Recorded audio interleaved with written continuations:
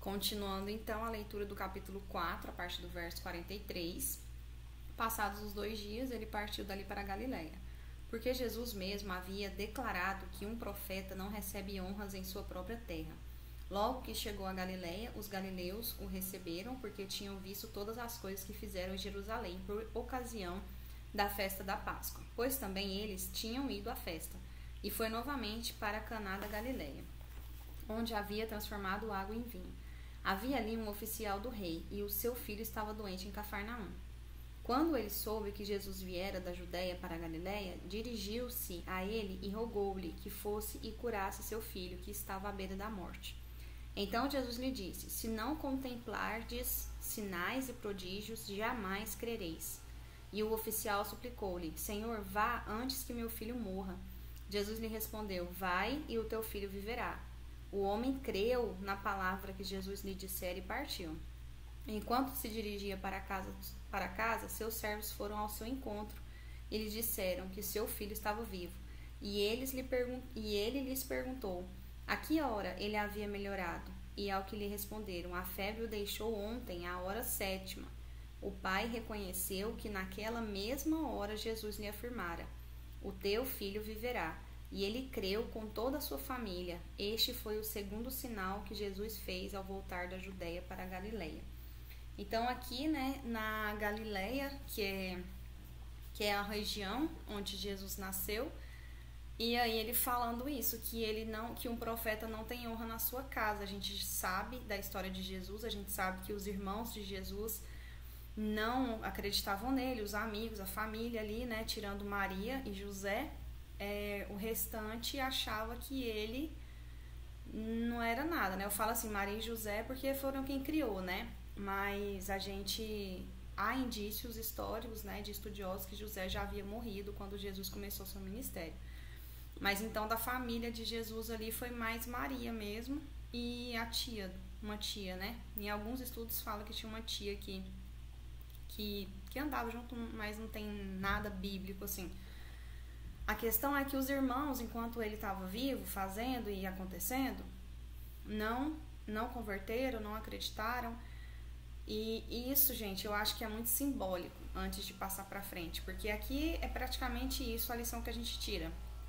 Às vezes a gente acha que a nossa mãe tem que nos valorizar, o nosso irmão, o nosso parente, a gente tá dando testemunho e a pessoa, igual quando eu era solteira, eu ficava indignada porque eu tava achando que eu tava dando um testemunho maravilhoso dentro da minha casa, minha mãe vendo a minha transformação e isso não era suficiente.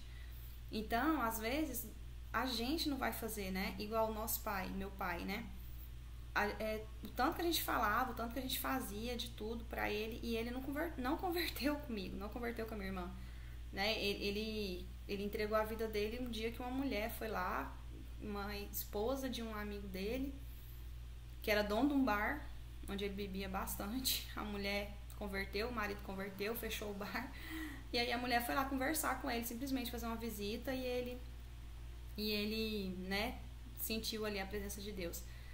E é assim. Às vezes a gente, com a nossa família, com a nossa mãe, quem ora por mãe, pai, tio, avô, irmão, vê o tanto que é difícil, porque parece que tudo que a gente faz não é suficiente. Agora, se uma pessoa de fora faz o mínimo, às vezes a pessoa elogia, fala. Isso vale pra tudo, igual conselho, por exemplo. Às vezes você tá dando um conselho pra pessoa dentro da sua casa, pro seu filho, pra sua mãe, pro seu irmão, e a pessoa não te ouve. Mas se uma pessoa de fora, do trabalho, da escola, fala pra fazer aquela mesma coisa, a pessoa vai lá e faz. E assim é o que Jesus tá falando aqui. Eu acho que ele trouxe isso pra nós podermos pensar assim, o próprio Jesus passou por isso, quem sou eu pra não passar?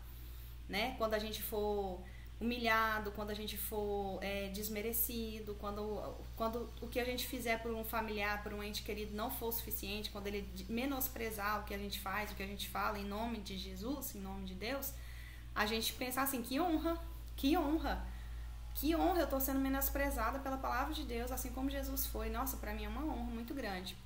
Então ele fala isso e aí deixa bem claro, né? Ele só fez um milagre lá, né? Um milagre, só esse milagre aqui do filho do oficial, e acabou. E aí a gente vai para o capítulo 5.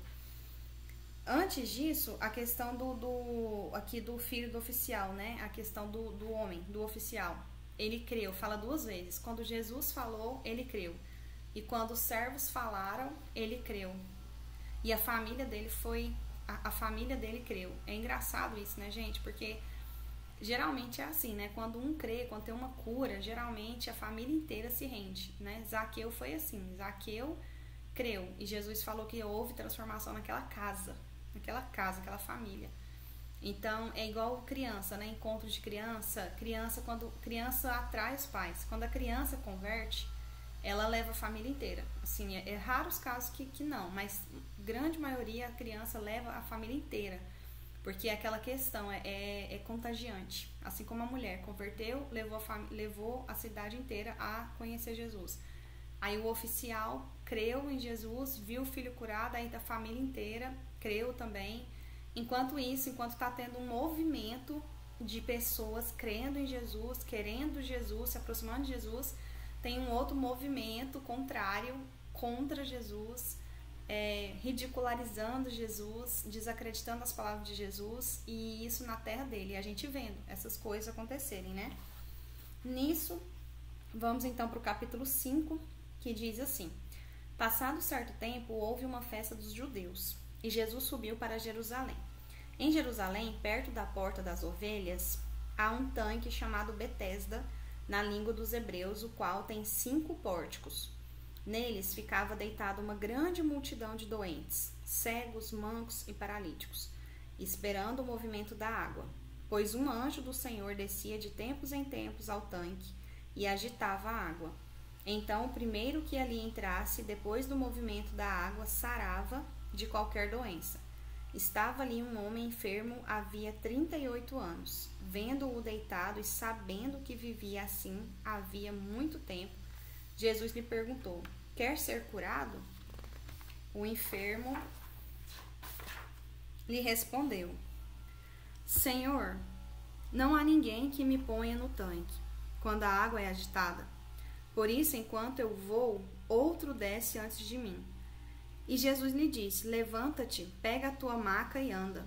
Imediatamente o homem ficou curado e, pegando a maca, começou a andar. E aquele dia era sábado, por isso os judeus disseram ao que fora curado: Hoje é sábado e não te é permitido carregar a maca.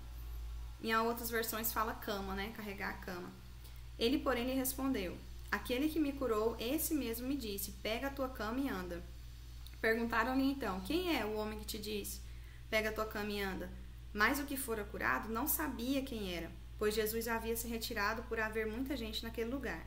Jesus encontrou-o mais tarde no templo e disse-lhe: Olha, já és curado, não pequeis mais, para que não te aconteça coisa pior. O homem então retirou-se, contou aos judeus que fora Jesus quem o havia curado. Por isso, os judeus começaram a perseguir Jesus, porque ele fazia essas coisas no sábado. Mas Jesus lhes disse: Meu pai trabalha até agora, e eu trabalho também. Por isso os judeus procuravam ainda mais matá-lo, não só porque infringira o sábado, mas também porque dizia que Deus era seu pai, fazendo-se igual a Deus. Tem tanta coisa nesse texto que eu nem vou falar, porque senão vai ficar 2 horas de vídeo. E eu acho que aqui a maioria de nós já ouvimos muitas pregações sobre isso, né? Sobre esse tanque, por que chamava tanque da ovelha, que tem um significado, que tem um sentido, por que ele estava lá, enfim. O que eu quero dizer aqui nessa passagem? 2 coisas importantes que eu acho. A primeira é que tinha 38 anos que o homem estava ali. 38 anos, né? Meu Deus do céu, gente, são outros tempos, né? Não dá pra gente comparar com hoje. Mas assim, hoje, claro que a gente tem muito mais recursos. Mas o que eu acho mais interessante é que tinha 38 anos que ele estava ali. E Jesus fala assim pra ele, ó: Quer ser curado? Gente, tem 38 anos que você tá doente, enfermo. Você não anda. A gente nem consegue imaginar, porque aqui, graças a Deus, nenhuma de nós tem nenhuma deficiência, né, motora. Eu tenho 38 anos que eu não ando. Fico aqui, rastejando no chão. A pessoa vira pra mim e fala assim: Quer ser curado? Aí o que ele fala? Senhor!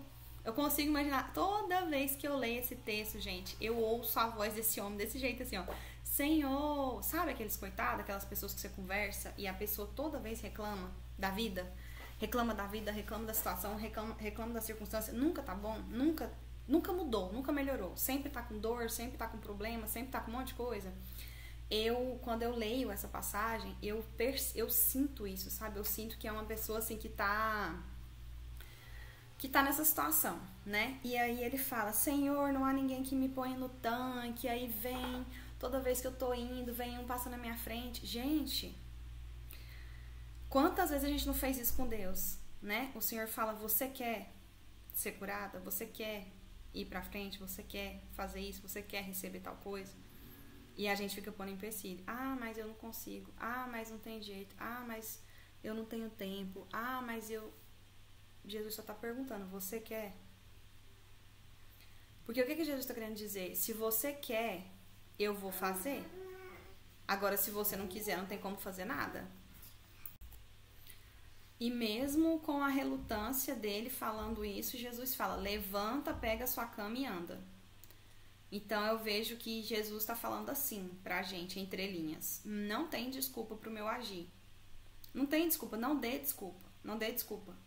Você quer alguma coisa? Gente, se essa coisa que a gente quer, que a gente deseja, estiver alinhada ao propósito de Deus para nossa vida, essa coisa vai acontecer. Isso é uma certeza que Deus nos dá. Se a gente tem um desejo, uma vontade, e essa vontade está alinhada ao propósito de Deus, isso vai acontecer. E aí Jesus pergunta: você quer? Porque o que impede algo de acontecer não é o diabo, é a gente.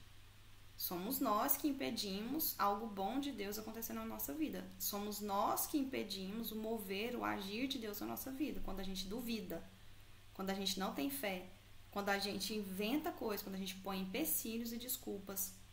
Quando Deus está falando: você quer? Se você quiser, levanta e anda. Levanta, toma a sua cama e anda. O homem fala imediatamente. Imediatamente, ó, é imediato. Foi igual o chamado: me segue, largo tudo e vou. Me segue, Pedro, largo tudo e vou. Me segue, Mateus, largo tudo e vou. Então Jesus é assim, com ele é assim, não tem muro não, tem que subiu no muro, já era, perdeu a bênção. É olhar para Jesus e seguir, é imediatamente.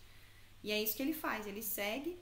E aí começa a perseguição, né? Começa a perseguição mais ferrenha assim contra Jesus, que aí o pessoal começa a achar ruim, né? Os fariseus já começam a olhar o que Jesus está falando, o que ele está falando. Ele está falando que ele é filho de Deus, ele está falando que ele é Deus, o que é isso? E aí começa: quem te curou? Ele está infringindo a lei, ele está trabalhando no sábado, mandando as pessoas trabalharem. E ainda falando que é filho de Deus. Então, aí já começa a ficar, né, bem dividido ali a opinião de quem tá com Jesus, de quem não tá com Jesus, de quem tá perseguindo Jesus. Então, aí a gente acaba o versículo 40 não, cadê? Me perdi. Versículo 18, né? Capítulo 5, versículo 18, do 1 ao 18, essa passagem.